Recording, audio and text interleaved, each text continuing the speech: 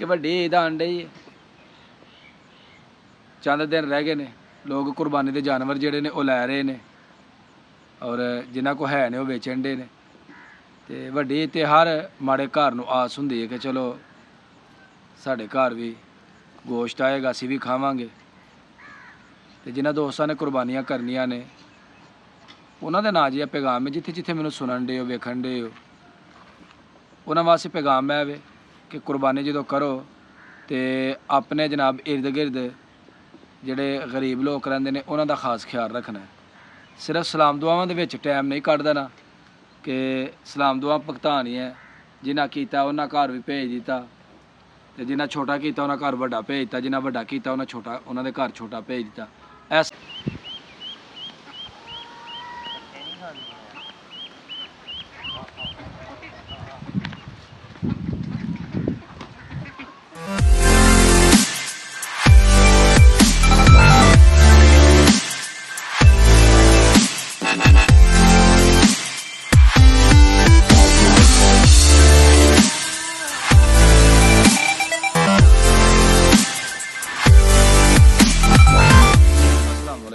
Welcome to my new vlog.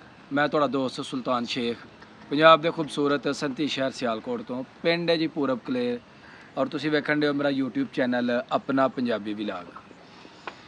सुबह का बड़ा खूबसूरत सुहाना टाइम, ठंडी ठंडी हवा चलन डई है, डेरे दे उत्ते बैठे हैं तो बड़ा स्वाद आन डया। ते अज ही तुहाडे नाल कुछ गल्लां करनियां ने कि वड्डी ईद आन डई है।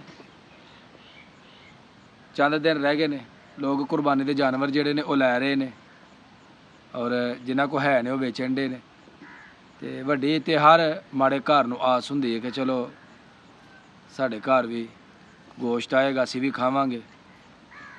ते जिन्हां दोस्तां ने कुर्बानियां करनियां ने उन्हां दे नां जी पैगाम है, जिथे जिथे मैनूं सुनन डे हो वेखण डे हो उन्हां वास्ते पैगाम है वे कि कुर्बानी जो करो तो अपने जनाब इर्द गिर्द जिहड़े गरीब लोग रहिंदे ने उन्हां दा खास ख्याल रखना है। सिर्फ सलाम दुआवां दे विच टाइम नहीं कढ देना कि सलाम दुआ भुगतानी है, जिन्हां कीता उन्हां घर भी भेज दिता ते जिन्हां छोटा कीता उन्हां घर वड्डा भेज दिता, जिन्हां वड्डा कीता उन्हां दे घर छोटा भेज दिता। ऐसा नहीं हुंदा। कुर्बानी ना है किसी दा एहसास करना, अगर एहसास नहीं तो कुर्बानी का कोई फ़ायदा नहीं। अगर असीं उहदे सही 3 हिस्से नहीं करने, एक हिस्सा अपना, एक रिश्तेदारां दा, एक गरीब गुरबा दा, तो उस कुर्बानी का बिल्कुल कोई फ़ायदा नहीं है। तो लिहाजा सारे दोस्त जिहड़े ने वो जनाब कुर्बानी करदियां होया इस इसार नूं, इस प्यार खलूस नूं इहनूं मद्देनज़र जरूर रखना है। अगर इहनूं मद्देनज़र ना रखिया तो बिल्कुल साडे कुर्बानी का फ़ायदा कोई नहीं। तो बस यही तुहानूं पैगाम देना है जी। तो हुण असीं डेरे दे उत्ते जिहड़ा काम है निक्का मोटा वो असीं करने आ ते इंजॉय करने आपे भी, तो तुसीं भी वेख के इंजॉय करियो जे। अगर वीडियो चंगी लगे ना तो वीडियो ते लाइक भी करया करो, कमेंट बॉक्स दे अपनी राय का इजहार भी करया करो। तो करने जी निक्के मोटे काम अपने जानवर परिंदे जिहड़े ने उन्हां दी अपना देखभाल।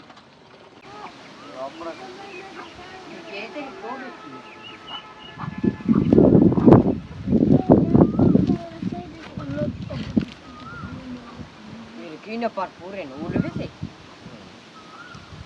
Udah deh ni tak jepen kan?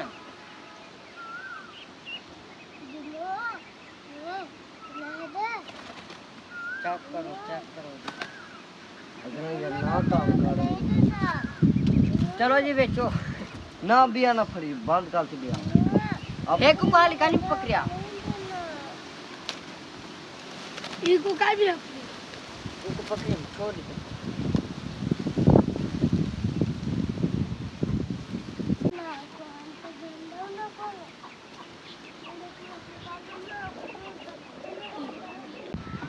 ₹140 खा Pak balik anak udah jemaah dah punya begitu.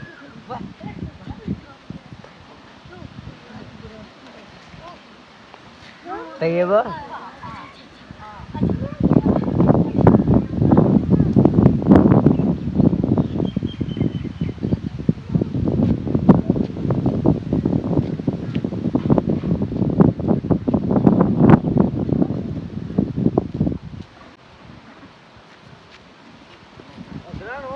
बच्चे पढ़ी मैं तो मास्टर उन्होंने दूध पीन डॉक्टर साहब गोटा बच्चा कर लिया तो रोज ना फनी है अदरान ना गोटा मारने नहीं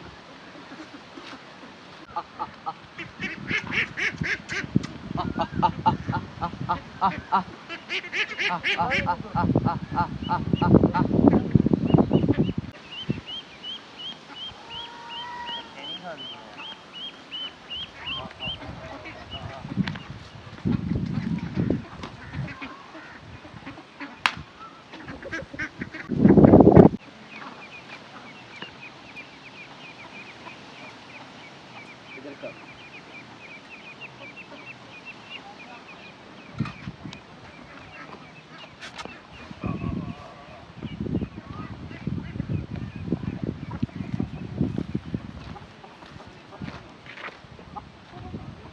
या बाहर नहीं इन्ना नहीं खाना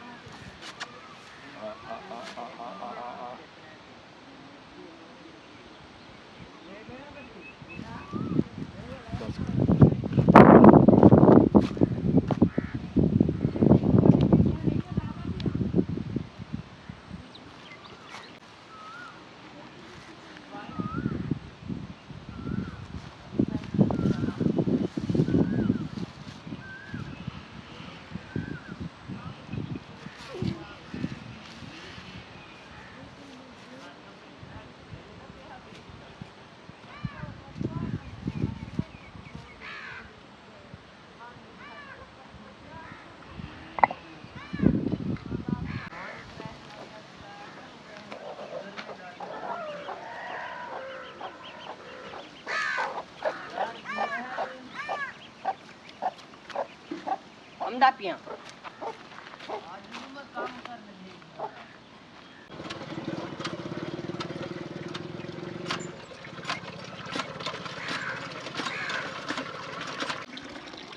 बलोच होनी जी इधर पानी डांडे ने हाँ जी बलोच जी डाल लिया हाँ जी की देखन डे